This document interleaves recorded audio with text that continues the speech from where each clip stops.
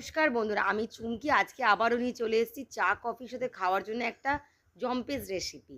তো তার জন্য কি করেছি, আজকে আমি বানিয়েছি ব্রাউনি, ওটসের ব্রাউনি। তো তার জন্য হাফ কাপ ওটস আর হাফ কাপ গুড়ের ডাস্ট আমি নিয়েছি। আর এখানে একদম 1/4 স্পুন, একদম কম, মানে 1 pinch baking powder, baking soda, not powder, baking soda. তারপর হচ্ছে 1/4 কাপ টক দই আর 1 চিমটি নুন।